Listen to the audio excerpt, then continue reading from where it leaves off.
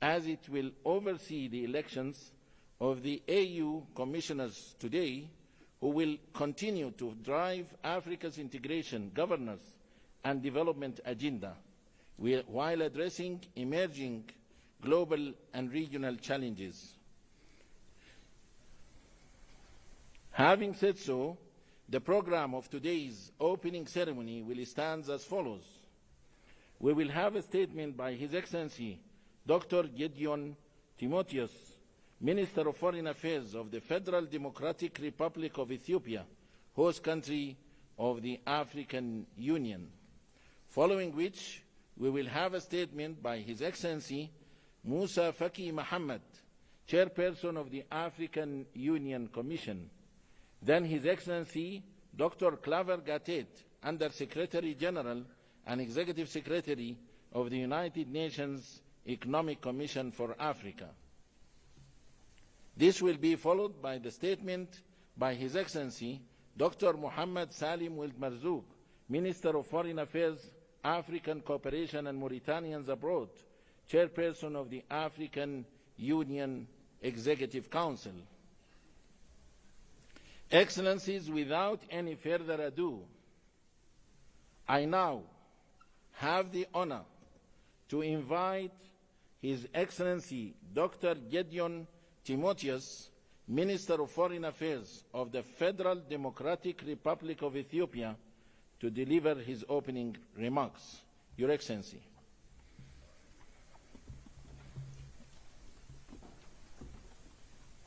Your Excellency, thank you. Thank you very much. Much appreciated.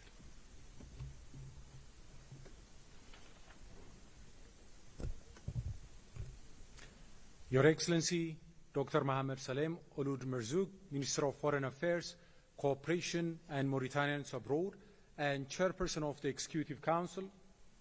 Your Excellency, Musa Faki Mohammed, Chairperson of the African Union Commission. Your Excellency, Dr. Claver Gatete, Executive Secretary of UNECA and Under-Secretary General of the United Nations, distinguished ministers, ladies and gentlemen. I have the honor and great pleasure to warmly welcome all of you to Addis Ababa for the 46th Ordinary Session of the Executive Council of the African Union. Excellencies, as we gather here today, we are confronting the reality of turbulent changes that are severely challenging multilateralism. For Africa and the rest of the Global South, multilateralism is both a choice and a necessity. It is a choice because we believe in collaboration, consensus building, and partnership. It is a necessity because most of the challenges we face are global and their solutions are found in multilateral frameworks.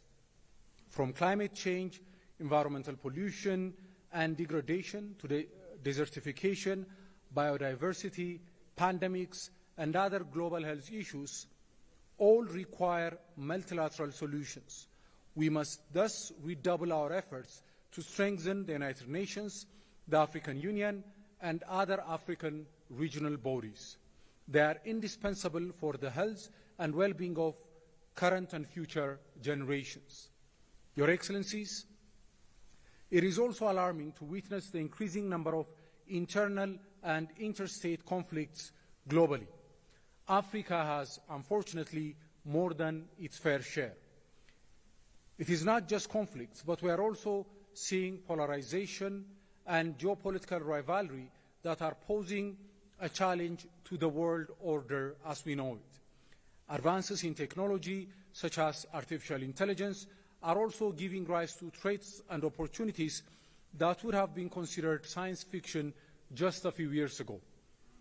In these times, African unity, cooperation, and solidarity are of the utmost importance. The coming wave of change could either lift us all to a better position or throw us into the unknown.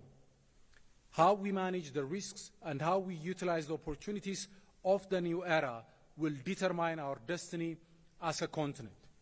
As a continent, we advocate for a reformed global governance, including the reform of the United Nations Security Council. We also call for an international financial system that supports Africa's growth and enables the continent to tackle its challenge effectively. We demand access to climate financing and technology. These efforts and the need to overcome man-made and natural disasters requires us to stand united and use our continental organization as an effective instrument to advance our collective aspirations. Mr. Chairperson, the vision outlined in Africa's Agenda 2063 holds great promise for our continent's prosperity. Realizing this immense potential requires more than just strategic frameworks. It requires strong political will, effective coordination, and robust partnerships among member states and regional economic communities. Only through collective efforts can we ensure the successful implementation of Agenda 2063 and transform Africa into the Africa we want.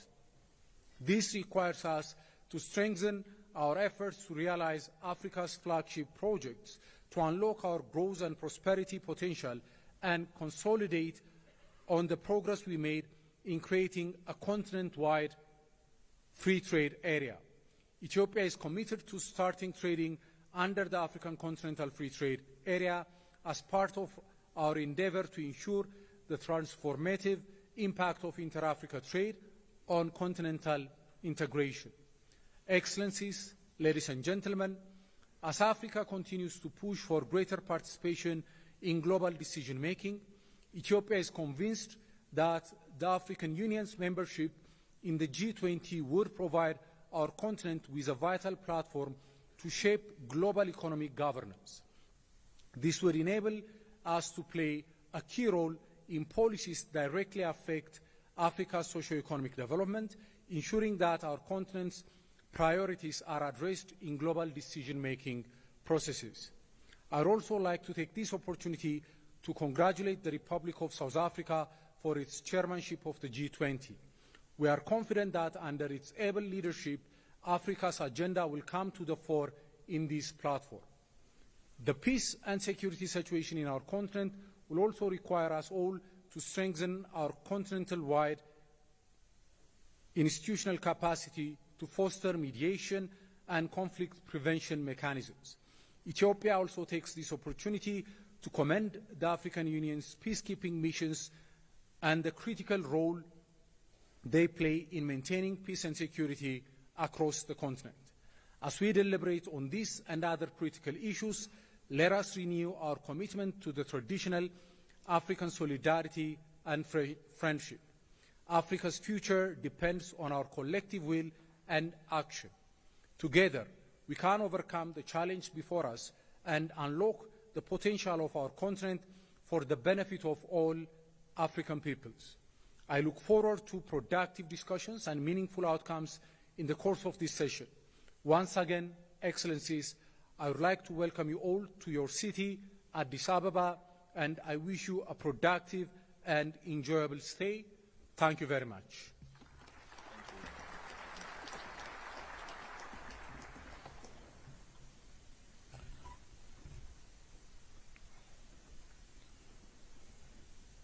Thank you, Your Excellency, for your statement. We highly appreciate the warm welcome and generous hospitality extended to our Excellencies, the Ministers, and distinguished delegates. Excellencies, ladies and gentlemen, while inviting His Excellency Musa Faki Mohammed, Chairperson of the African Union Commission, to deliver his statement, I would like to take this opportunity to extend our sincere congratulations and gratitude for the leadership, dedication, and remarkable achievements in advancing Africa's unity, peace, and security in the continent to achieve the Africa we want. Excellency, Dr. Musa Faki Mohammed, the floor is yours.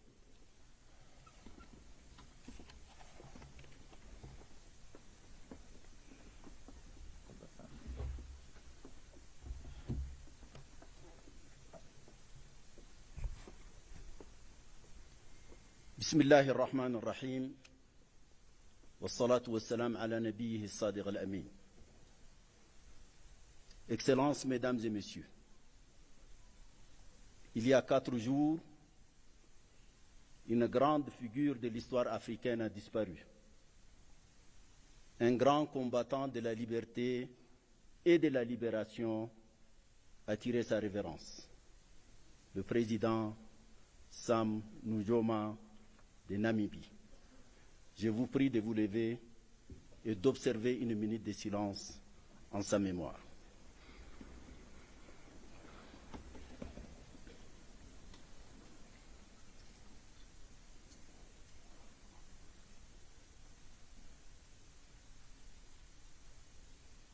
Paix à son âme, je vous remercie.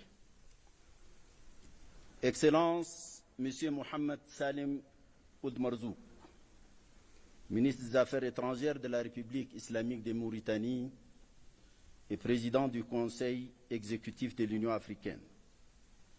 Excellences, Mesdames et Messieurs les membres du Conseil exécutif, Monsieur le secrétaire exécutif de la Commission des Nations Unies pour l'Afrique, Excellences, Madame la vice-présidente de la Commission de l'Union africaine, Mesdames et Messieurs les commissaires, Excellences, Mesdames et Messieurs les membres du COREP, Excellences, Mesdames et Messieurs les chefs exécutifs des communautés économiques régionales et mécanismes régionaux, Mesdames et Messieurs les représentants et envoyés spéciaux et chefs du bureau de l'Union africaine, Mesdames et Messieurs les observateurs, Mesdames et Messieurs en vos grades et qualités, distingués invités, chers amis. Permettez-moi tout d'abord de vous souhaiter pour la dernière fois, comme président de la Commission, mes meilleurs souhaits de bienvenue au siège de votre organisation, à Nelson Mandela Hall, témoin éternel de nos rencontres et de notre diplomatie continentale. À toi, mon frère Mohamed Salim Marzouk, je voudrais en particulier te dire combien j'ai été ravi d'avoir fini mon mandat avec toi. Ton engagement, ton ouverture d'esprit et ta constante disponibilité, j'en garderai un merveilleux souvenir. Je voudrais aussi présenter mes vifs remerciements au comité des représentants permanents, aux réunions duquel je n'ai pas toujours été en mesure de prendre part, ce que je regrette, bien sûr. Surtout la dernière, pendant laquelle je comptais lui faire mes adieux. Mieux vaut tard que jamais. Mesdames et Messieurs les ambassadeurs, infiniment merci. Je félicite le COREP pour l'excellent travail reflété dans son rapport qui sera présenté sous peu. Je voudrais à cet égard exprimer mes chaleureuses félicitations à toi, Madame la Présidente du COREP, ma chère sœur Khadijatou, pour ton efficacité, ton dynamisme et ton leadership. Avec le comité des représentants permanents, la Commission, voyez-vous, a une belle histoire. Et comme toutes les belles histoires, la passion, la vivacité et les enrichissements mutuels sont la règle. Aux communautés économiques régionales, qui sont en vertu du nouveau code, du nouveau protocole révisé, désormais parmi nous, comme nous devrions être parmi eux. Même si malheureusement, ça n'a pas toujours été ainsi. Mais soit. Qu'à cela ne tienne, je voudrais toutefois leur exprimer une pensée solidaire et fraternelle. Au personnel technique, de sécurité et protocole, qui se dévouent jours et nuits pour nous créer les meilleures conditions de travail, et au-delà d'eux, à tous nos organes, j'exprime mes vifs remerciements et toute ma reconnaissance pour leur soutien et efficace accompagnement tout au long des années qui nous ont réunis dans cette belle aventure. En vérité, m'adressant à vous, Excellences, Mesdames et Messieurs les ministres, membres du Conseil exécutif, j'ai eu durant ces 8 dernières années de mon double mandat le sentiment de toujours appartenir à cet organe central de notre organisation, le Conseil exécutif, ce club des ministres des Affaires étrangères, que j'ai eu l'honneur de présider juste avant mon accession à mon actuelle finissante mission. J'y ai siégé pendant 17 ans, d'affilée, 9 ans en tant que ministre des Affaires étrangères de mon pays et 8 ans comme président de la Commission de l'Union africaine. D'ailleurs, je vois encore quelques collègues dont les cheveux, comme les miens, ont pris une certaine couleur argentée.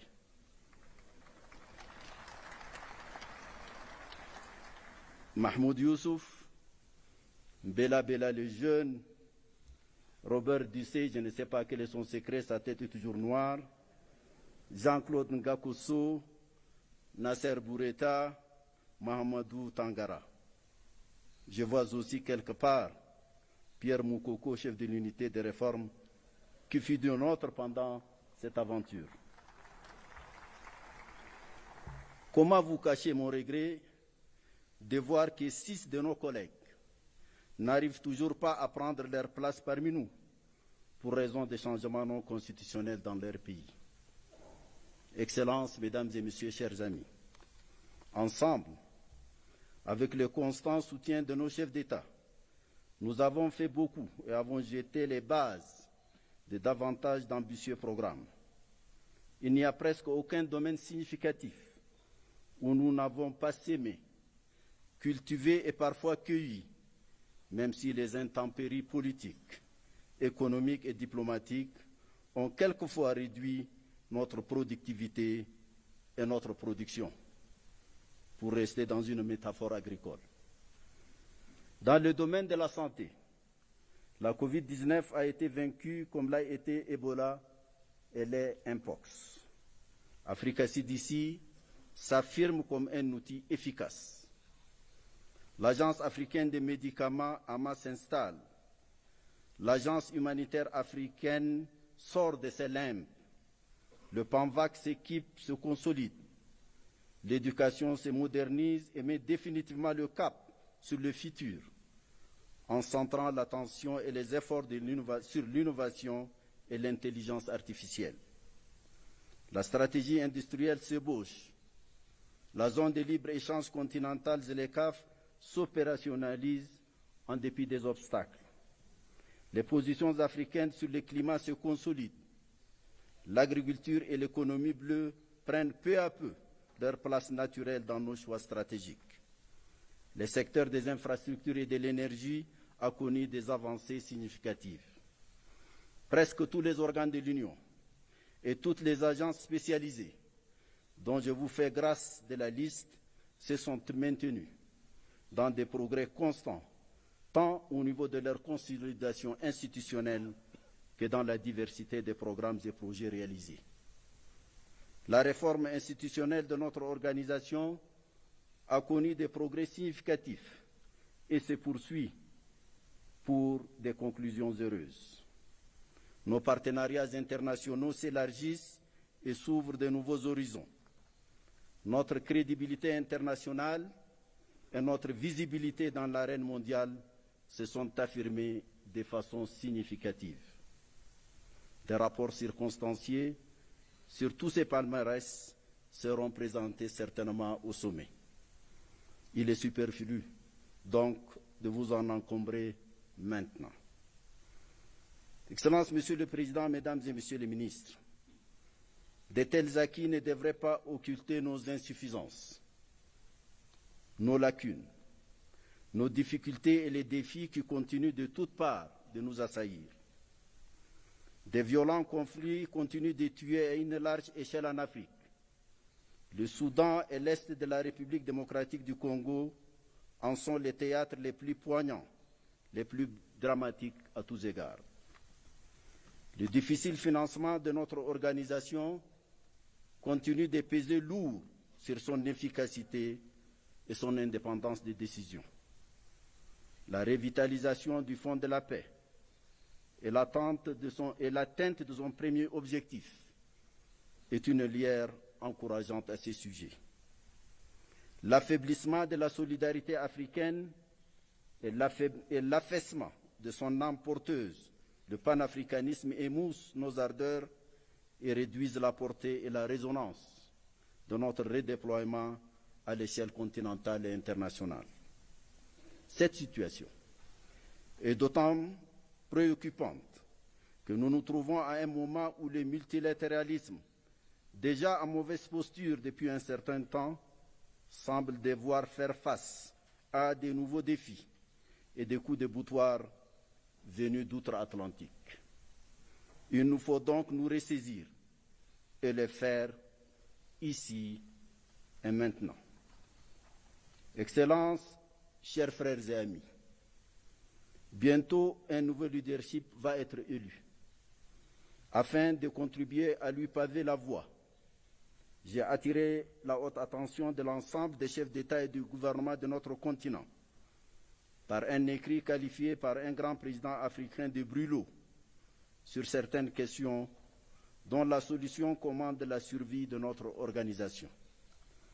Je continue de croire de plus en plus que si nous ne nous saisissons pas rapidement de la question de notre architecture politique, de paix, de sécurité et de gouvernance, de la question des partenariats, du financement de l'organisation et des pouvoirs de la Commission et de son président, il y aurait franchement lieu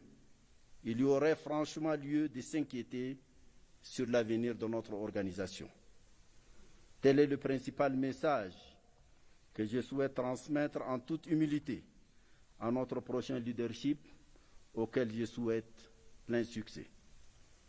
Dois-je par ces mots vous dire au revoir, la gorge serrée d'émotion et de nostalgie déjà pour votre conclave, la reprise de ma liberté et les joies qu'elle me procure, et c'est à cet instant ma plus agréable consolation. Le 15 mars 2025, j'aurai fini mon mandat et je ne resterai pas un jour de plus. Je vous remercie.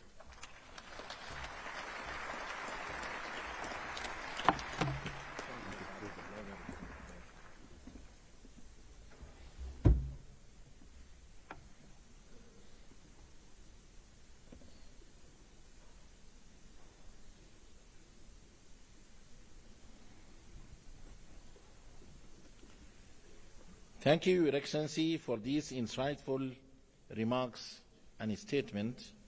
It is now my great honor to invite His Excellency Claver Gatet, Under Secretary General and Executive Secretary of the United Nations Economic Commission for Africa, to deliver his statement. Your Excellency.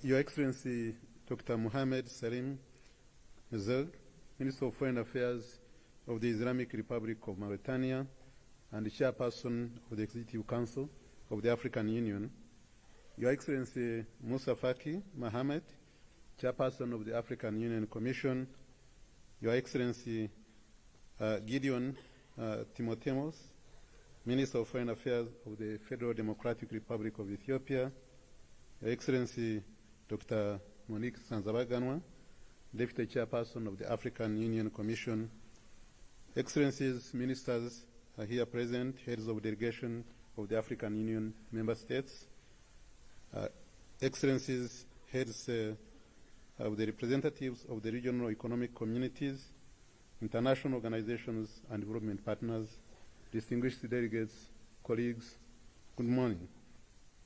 It is an honor to address this esteemed gathering at the 46th Ordinary Session of the Executive Council of the African Union under the significant theme, Justice for Africans and the People of African Descent through Reparations.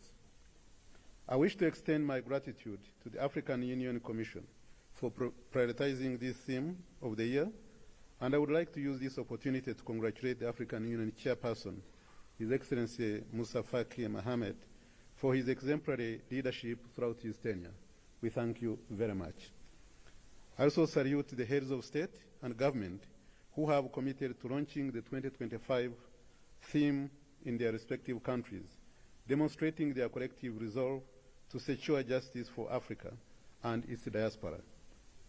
Excellencies, distinguished delegates, we cannot contest the fact that the transatlantic slave trade and colonial exploitation robbed Africa of its people, resources, and dignity, and left behind inequalities that persist in global financial systems, trade structures, and governance institutions till this day.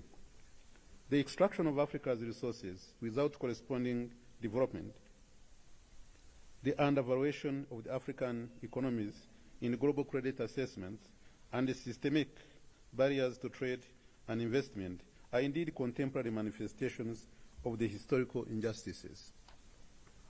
It is therefore crucial that these beyond financial compensation must be addressed as part of our conversation on reparative justice. Excellencies, distinguished delegates, Africa's current global financial standing reveals the stark inequalities it faces. The continent possesses 30% of the world's mineral reserves, including 40% of the gold and up to 90% of its chromium and platinum. It also contains as much as 65% of the world's arable land, yet Africa accounts for less than 3% of global trade and only 1% of global manufacturing output. Furthermore, in 2023, for example, intra-African trade stood at just 16% compared to the intra-European trade at 68%. Moreover, it is unjust that the entire African continent has an IMF shareholding equal to one of a single country, Germany. These disparities are not just due to lack of economic potential, but to entrenched structural barriers that keep Africa in a cycle of economic dependency. Distinguished delegates, in addition to this, the injustice extends to Africa's credit ratings, which are dominated by external agencies that sometimes apply unfair and subjective assessments to African economies. As we speak, only 2 countries, Botswana and Mauritius, hold investment-grade ratings, while others, despite sound economic fundamentals, are burdened with high-risk labels. This situation inflames borrowing costs, stifles investment, and keeps African economies locked in debt cycles. Added to these economic disparities is the fact that although Africa contributed the least to climate change, it is suffering the most from its effects. Currently, climate change is costing Africa up to 5% of GDP. Yet, of the $10 trillion invested in globally in clean energy between 2015 and 2022, Africa received only 2%. However, this must change. Africa cannot build prosperity on a foundation designed to constrain its growth. To translate this call for justice into tangible outcomes, I propose 5 key areas of focus. First, the current global financial architecture is outdated, inequitable, and unjust, and must be reformed to be fit for purpose. We must advocate for debt restructuring that allows African nations to invest in their people and development instead of paying exorbitant interest rates. A just world requires governance reforms in international financial institutions to ensure that Africa has a strong voice in shaping global economic policies. Also, it is imperative to establish an African-led credit rating agency to ensure fair assessments reflect Africa's true economic realities rather than outdated risk perceptions. Second, the African Continental Free Trade Area is a game changer. With a market of 1.5 billion people and a combined GDP of over $3 trillion, it presents an unparalleled opportunity to boost industrialization and trade within the continent. It is therefore essential to fully harness the CFTA's potential to accelerate investments in infrastructure and manufacturing to reduce dependency on external markets. It is also paramount that we develop regional value chains to ensure that Africa produces and processes its own raw materials and creates jobs and industries that benefit Africans. Third, we must prioritize in-continent value addition on Africa's vast mineral wealth. For centuries, Africa's wealth has fueled the prosperity of others while its own people remain impoverished. This must end. Africa's resources must benefit Africans first, rather than being exported in raw form and re-imported at a very high cost. True reparative justice means that Africa's resources must work for Africa. Fourth, we must recognize that Africa's strength extends beyond its borders. In this regard, the African diaspora, which is connected to the continent through historical injustices, must be a key partner in our development. To this end, we must foster economic and cultural partnerships with the diaspora through investment platforms and heritage initiatives, such as the establishment of scholarships programs for descendants of enslaved Africans to reconnect with and contribute to Africa's development. Furthermore, we must reclaim our identity and history by demanding the restitution of stolen African artifacts and cultural heritage. Finally, the forced movement of our ancestors centuries ago must now be countered with the freedom of mobility. We must accelerate the African integration because a fragmented Africa can never reach its full potential. This requires that we implement the Africa Protocol on free movement of persons to facilitate trade, knowledge transfer, and cultural unity, and strengthen regional economic cooperation to enhance resilience and shared prosperity. Excellencies, the injustice of the past must no longer define Africa's future. We have the tools, the resources, and the will to reclaim Africa's agency, and the ECA remains steadfast in our commitment to work with you and bridge the gap between Africa and the diaspora, reclaim our economic sovereignty, and secure a future where all Africans can live with dignity and prosperity. I thank you very much for your kind attention.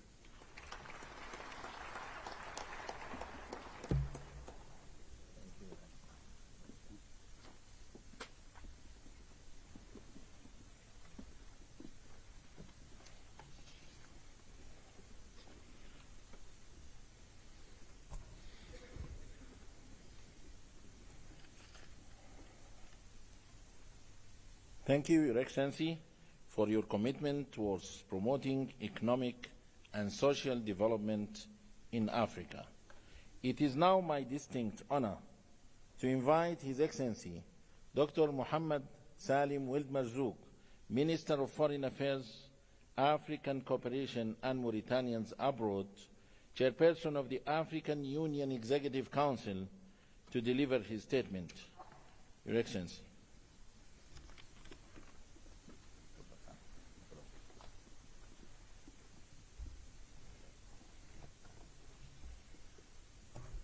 بسم الله والصلاة والسلام على رسول الله.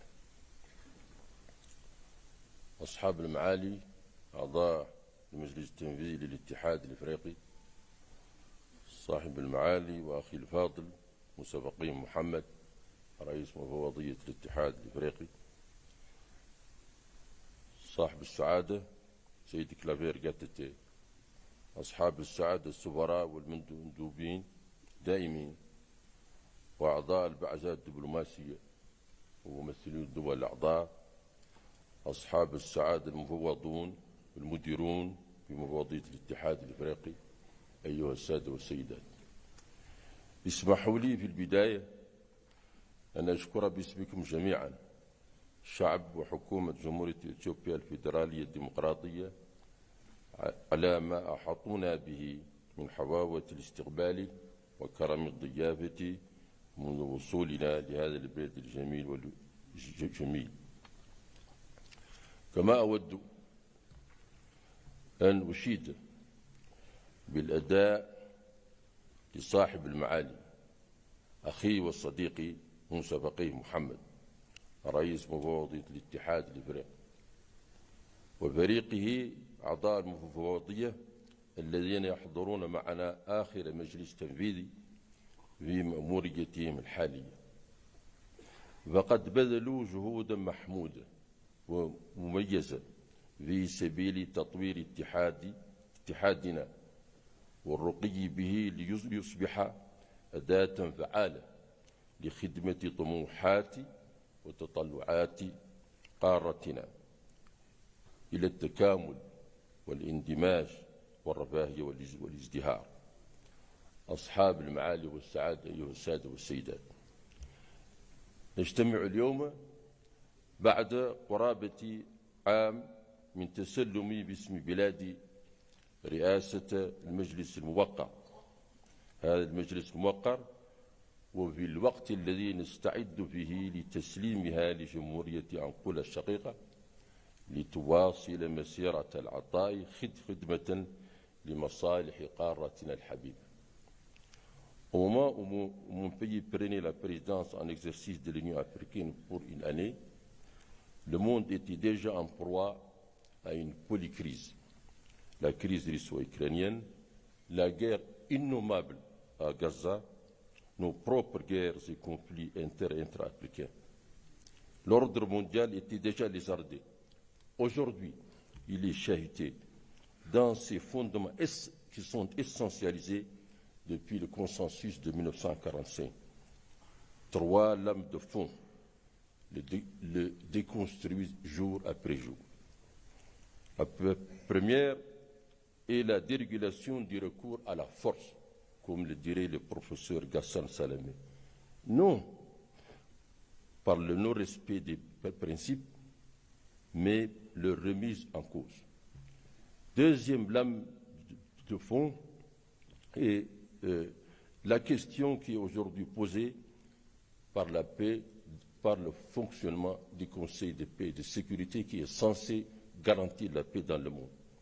Il en devient un problème essentiel. 3, c'est la violation récurrente de la Charte des Nations Unies. Je rappelle que ce n'est pas récent, c'est depuis le début des années 2000. C'est dire toute la complexité du contexte de la présidence en exercice de mon pays. كانت هذه السنة رغم اجتنابها من تحديات زاخرة بالآمال والتطلعات وتخللها الكثير من العمل الجاد والإنجازات البناءة، وقد سعينا خلالها بعزم إلى إيصال صوت إفريقيا إلى المحافل الدولية وتعزيز شراكاتنا العالمية، فضلا عن انخراطنا الفعلي في مسار تجسيد أولى خطوات إصلاح اتحادنا.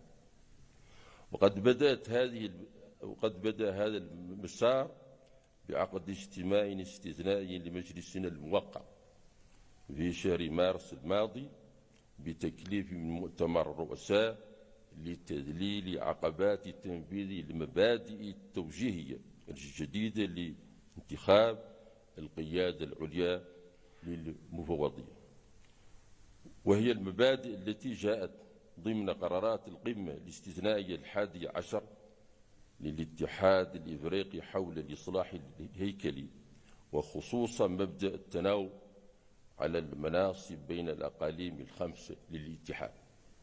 وقد حل المقرر الذي اتخذناه حينئذ الإشكالات المتعلقة بتنفيذ هذه المبادئ كتاريخ سريان هذا التنفيذ والمناصب المشمولة به، واختيار الترشيحات على أساس المشاورات الإقليمية، وتحديد الأقاليم التي يحق لها الترشح لمنصب الرئيس ونائب الرئيس، وتلك التي يحق لها الترشح لمناصب المفوضين، إلى غير ذلك من الحلول الناجعة لمختلف الإشكالات المطروحة.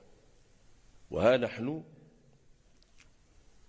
نجني اليوم ثمار هذا المقرر بإجراء انتخابات واضحة المعالم وسلسة لاختيار قيادة شديدة للمفوضية.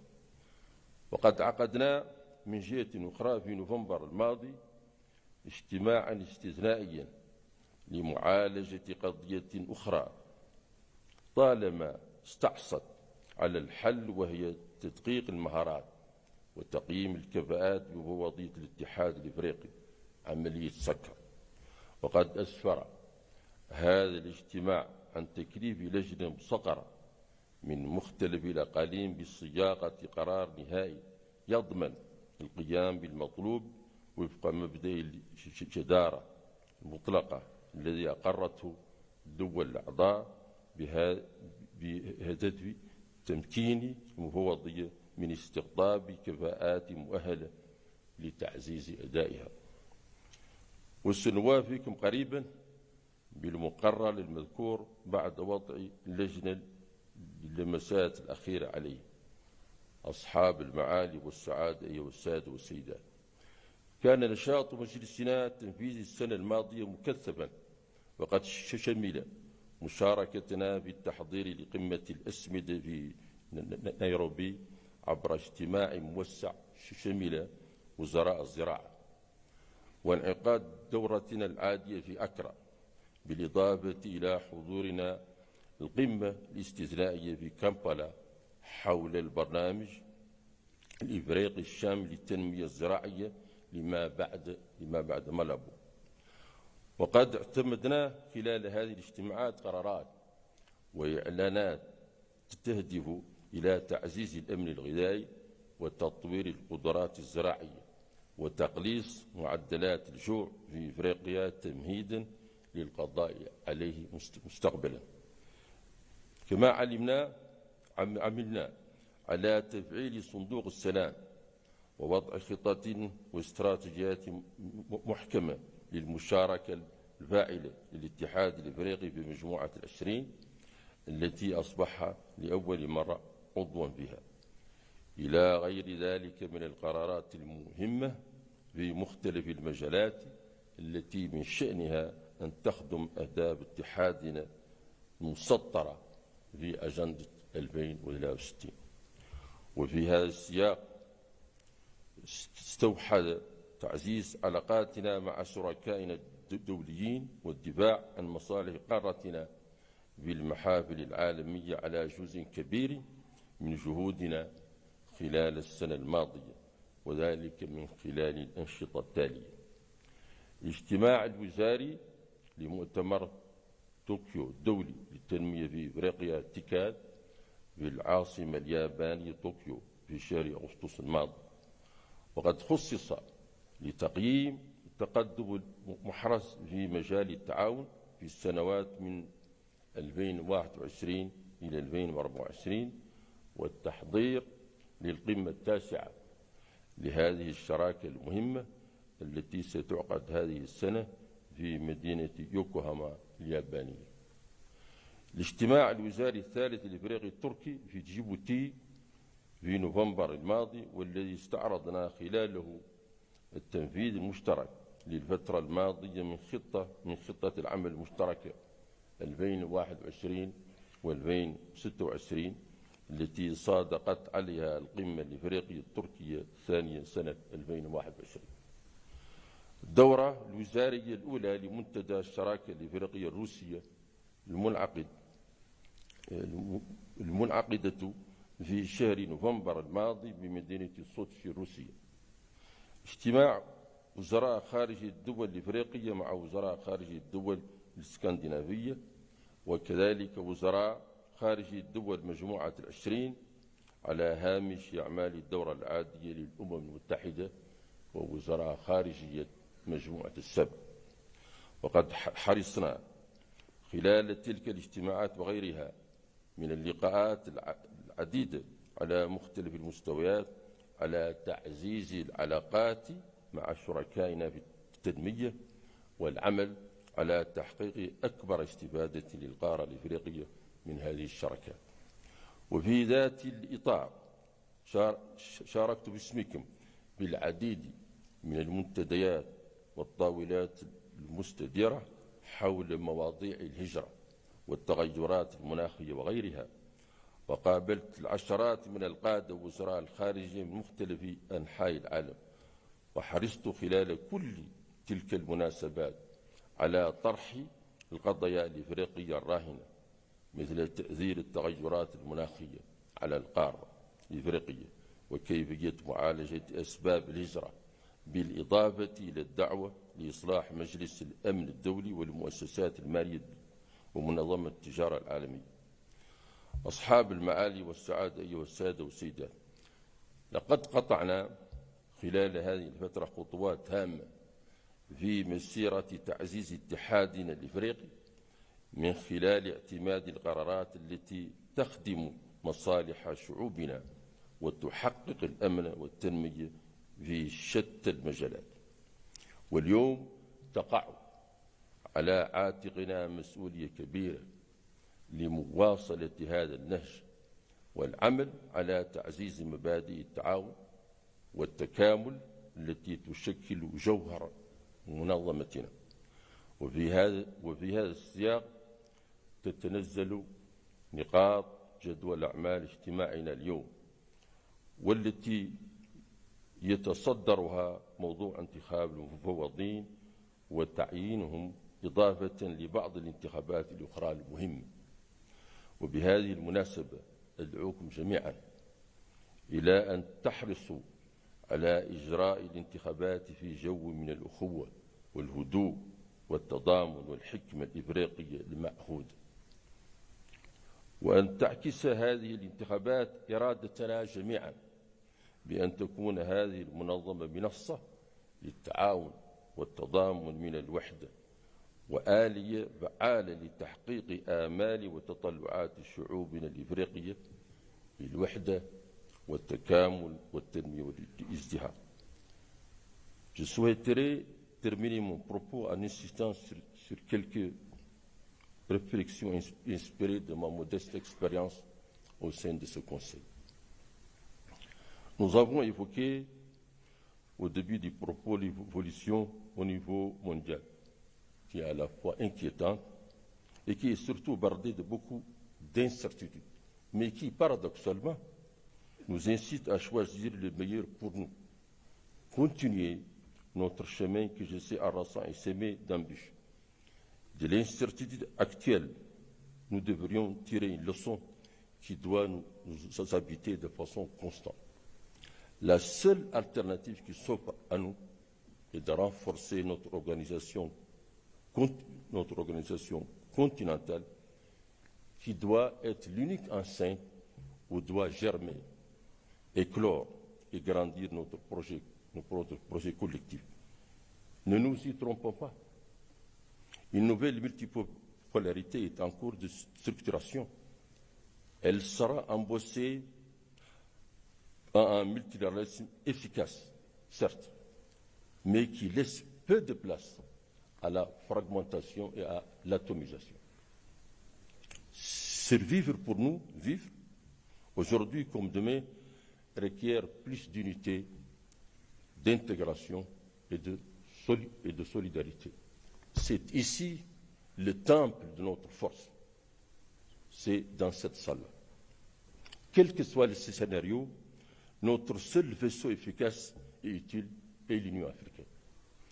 L'Afrique n'est forte ni ne le sera que quand elle s'est rassemblée autour des différents idéaux qui ont été esquissés par les pères fondateurs et auxquels nous avons la responsabilité de donner corps année après année. En conduisant nos travaux, notre souci était de rechercher les voies les plus efficaces pour continuer à creuser les sillons de convergence, parce que c'est de cela qu'il s'agit. On ne va pas régler tous les problèmes aujourd'hui, mais c'est de chaque étape on creuse un nouveau sillon de convergence. Avec beaucoup d'humilité, comme l'a dit le président Moussa, mais avec engagement et dans le respect de nos textes. Parce que c'est cela qui assure une harmonie. C'est de l'harmonie institutionnelle qu'on doit tirer notre force. Il s'agit aussi de faire passer un message simple. Le temps est compté et nous devrions avancer au rythme qui nous permettent de combler au plus vite les gaps qui nous séparent des autres. Donc, unité, solidarité, sagesse doivent être les vrais leviers sur lesquels doit se fonder notre travail ici. Et c'est tout l'enjeu de notre odyssée collective. أشكركم على كرم إصغاء وأتمنى لأعمال النجاح والتوفيق والسلام عليكم ورحمة الله تعالى وبركاته.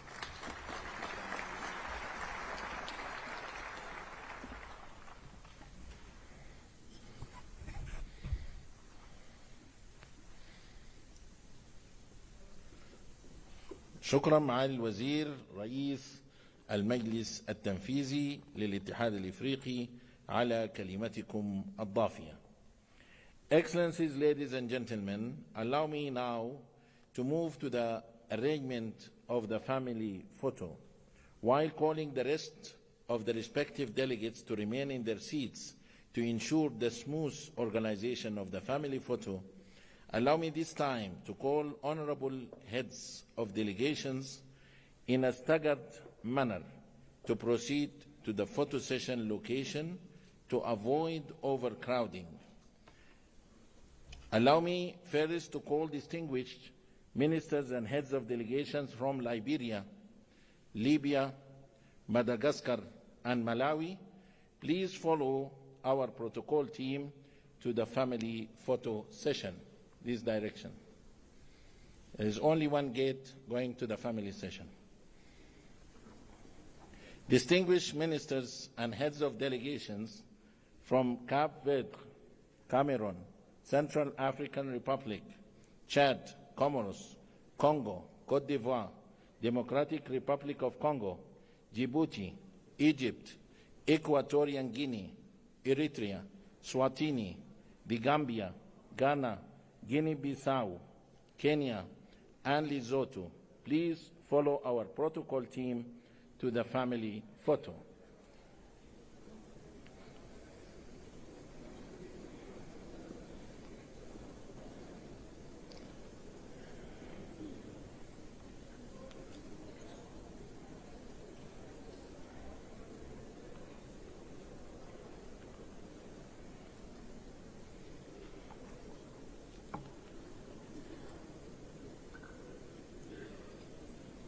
The gate is behind here, this direction, please. Distinguished ministers and heads of states and delegation, heads of delegations from Sierra Leone, Somalia, South Africa, South Sudan, Tanzania, Togo, Tunisia, Uganda, Zambia, Zimbabwe, Algeria, Angola, Benin, Botswana, and Burundi. Please follow our protocol team to the photo session location. Please use the behind doors here. Our protocol, they are guiding you to the right direction. Please, all the other delegates to remain seated. Thank you. Now, distinguished ministers and heads of the delegations from Mauritius, Morocco, Mozambique, Namibia, Nigeria, Rwanda, Sahrawi Republic, Sao Tome and Principe, Senegal and Seychelles.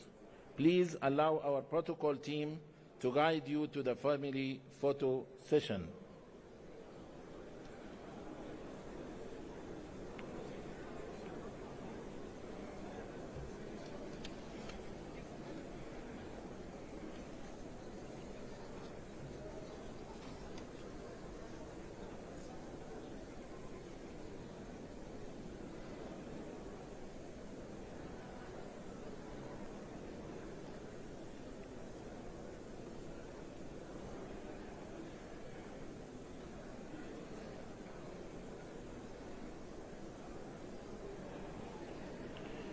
And now, distinguished heads of Africa CDC, Director General of Africa CDC, Secretary General of AFCFTA, AUDA-NIPAT, APRM.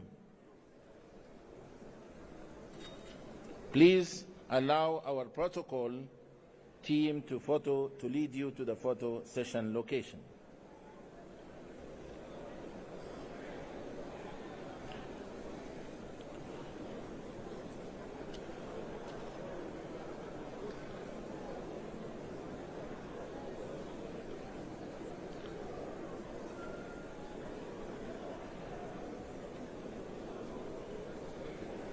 Excellencies, African Union Commissioners, please kindly follow our protocol team to the photo session location. Please.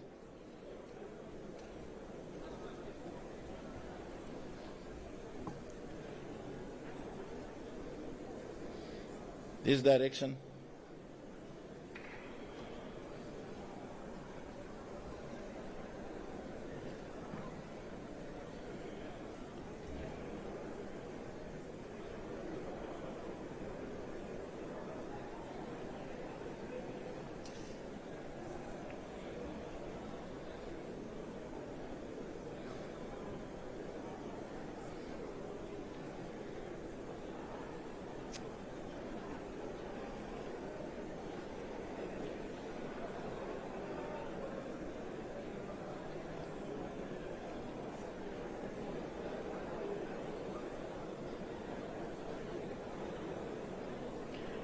And then allow me now to invite the high podium to the family photo.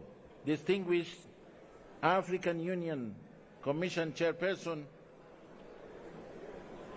Minister of Foreign Affairs, African Cooperation and Mauritania and Abroad, and Chairperson of the African Union Executive Council, Your Excellency, Minister of Foreign Affairs of the Federal Democratic Republic of Ethiopia, Your Excellency, Under-Secretary General and Executive Secretary of the United Nations Economic Commission to Africa, and Your Excellency, African Union Commission Deputy Chairperson, please allow me to take you to the family photo session location. Thank you.